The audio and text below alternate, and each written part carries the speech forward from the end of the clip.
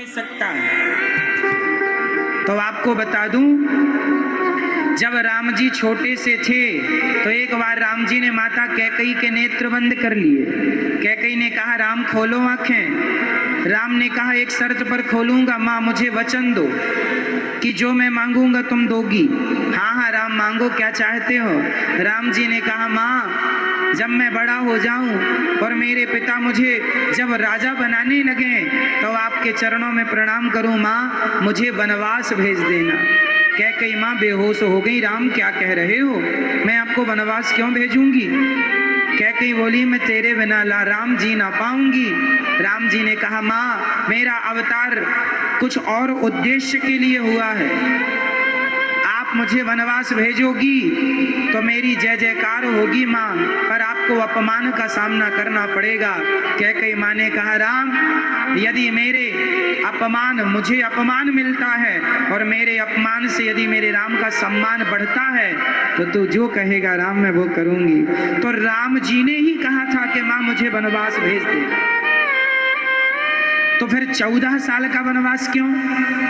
क्योंकि राम जी ने तो ये कहा था मुझे वनवास भेजना, कोई गिनती तो नहीं बताई थी कितने महीने या इतने साल। तो कैकई ने 14 साल क्यों? क्योंकि उस दिन से राम जी ने कहा कि मुझे वनवास भेजना, तो राम कैकई माँ ने कहा क्यों भेजना, बोले रावण को मारना। तो कैकई माँ ज्योतिष की ज्ञानी थी, माँ ने देख लिया कि रावण की उम्र कितनी बची है। अब से मीन्स जिस दिन राम को राजा बनाने का संकल्प हुआ दशरथ जी का, उस दिन से जोड़ घटाया किया तो उस दिन से रावण की उम्र केवल 14 साल शेष बची थी। इसलिए कैकई माँ ने कहा 14 साल बचे हैं, जाओ रावण को मार के 14 साल में जिस दिन मारना उसी दिन वापस आना। इसलिए राम जी ने जिस दिन रावण को मारा उसी दिन पुष्पक विमान पर चढ़ के उसी दिन अयोध्या वापस आए। इसलिए 14 साल का वनवास, क्योंकि उस दिन से रावण की उम्र ओनली 14 वर्ष बाकी थी, इसलिए 14 साल। और राम जी को वनवास क्यों भेजा कैकई माँ ने? क्योंकि अयोध्या का असली राज मुकुट बाली के पास था।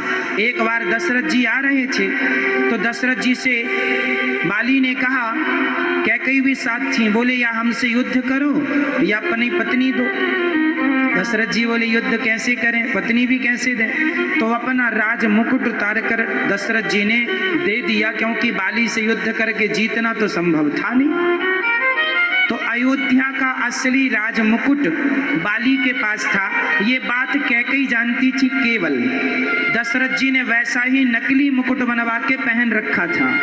तो जब राम जी को राजा बनाने लगे दशरथ जी, तो कैकई ने कहा क्या ये नकली मुकुट राम को पहनाओगे?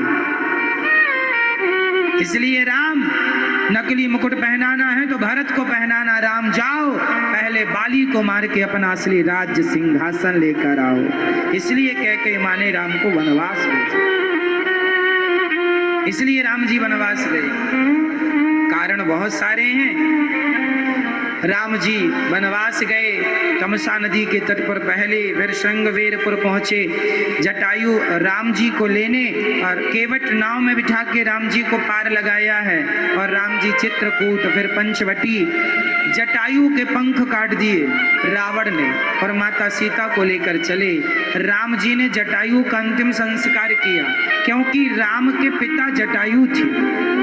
आपको पता होना चाहिए कि दशरथ जी अपने बड़े पुत्र मतलब मर्यादा पुरुषोत्तम भगवान राम का दान कर चुके थे। किसे?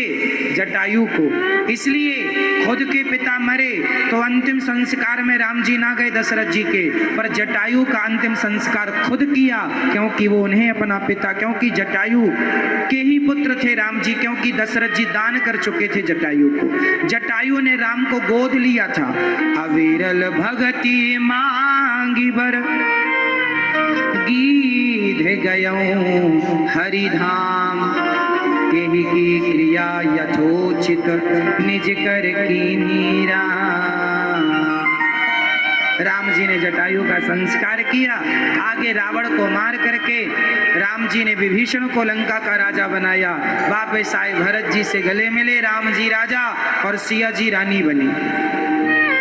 राम जी ने माता सीता को गर्भावस्था में घर से क्यों निकाला? क्या राम जी को सीता माँ को निकालना सही था या गलत था? इस कथा को हम आपको कल सुनाएंगे।